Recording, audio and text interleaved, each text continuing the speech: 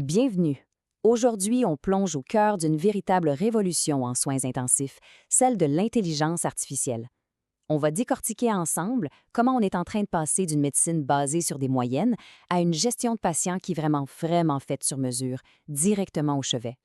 Cette phrase-là, elle résume parfaitement le changement de paradigme. L'idée, ce n'est plus d'appliquer des protocoles universels qui marchent pour à peu près tout le monde. Non. Le but, c'est de décoder la biologie unique de chaque patient pour vraiment personnaliser la thérapie. Allons voir comment ça fonctionne.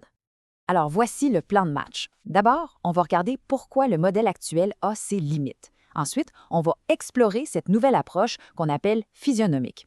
Après ça, on verra des applications très concrètes, on parlera des défis importants à surmonter et pour finir, on jettera un coup d'œil à ce que le futur nous réserve. Bon, on commence par le cœur du problème. On le sait, toute notre pratique clinique, elle est basée sur des constantes physiologiques, des normes qui ont été établies pour une population générale. Mais aux soins intensifs, on le voit tous les jours, un patient moyen, ça n'existe tout simplement pas. On les connaît par cœur, ces chiffres-là. Une pression artérielle moyenne au-dessus de 65, une PaO2 dans les normes.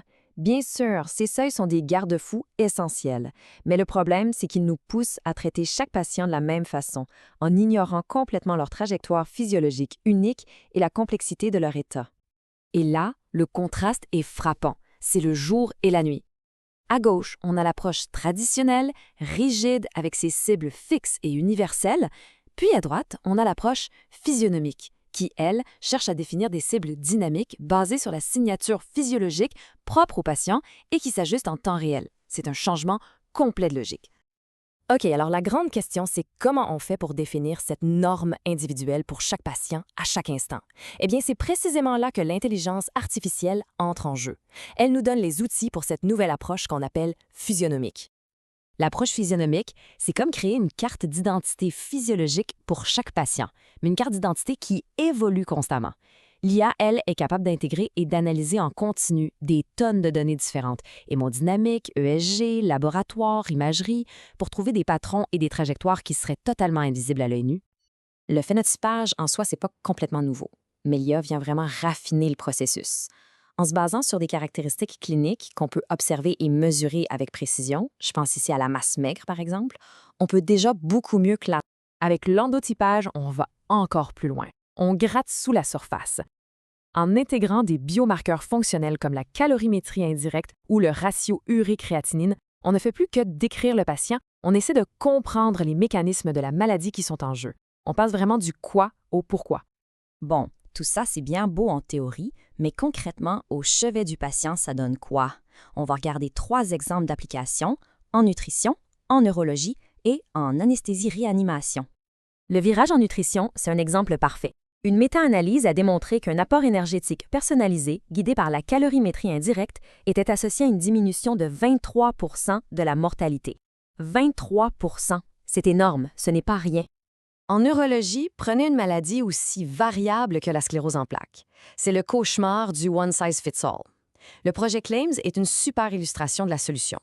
On utilise l'IA pour avoir une vue d'ensemble de toutes les données d'un patient et modéliser des trajectoires personnalisées au lieu d'appliquer un traitement standard. En anesthésie-réanimation, cette approche crée une boucle de décision en temps réel. L'IA intègre les données, identifie la signature du patient, définit des cibles optimales et suggère des ajustements. Le gros changement, c'est qu'on ne réagit plus à une dégradation, on l'anticipe. On est en avant de la parade. Et le point crucial, c'est que ce ne sont pas juste des promesses. Les données cliniques commencent à sortir et les résultats sont là. On parle d'une réduction de 30 % des lésions cérébrales secondaires quand on utilise des cibles de pression artérielle personnalisées. On parle aussi d'une baisse de 20 % de la mortalité dans les cas de sepsis quand on cible des phénotypes inflammatoires spécifiques.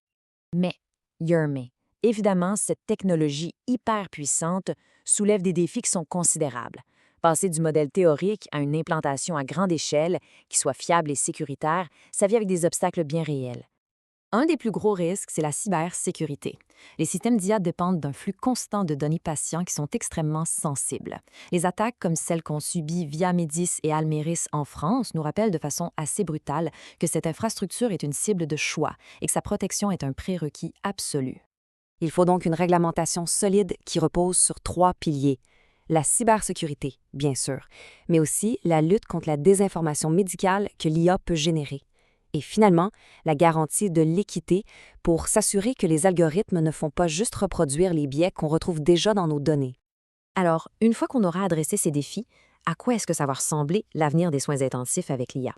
La question fondamentale, ça devient celle du rôle de la machine par rapport aux cliniciens. S'il y a une seule chose à retenir de tout ça, c'est ce changement fondamental dans la question clinique qu'on se pose. On ne se demande plus quelle est la fourchette normale pour tout le monde. Non, on se demande quelle est la valeur optimale pour ce patient ici et maintenant. Ce qui nous laisse avec la question qui tue pour notre pratique future. Est-ce que l'IA sera notre copilote intelligent, celui qui augmente nos capacités, ou est-ce qu'elle va tranquillement prendre les commandes? La question reste ouverte.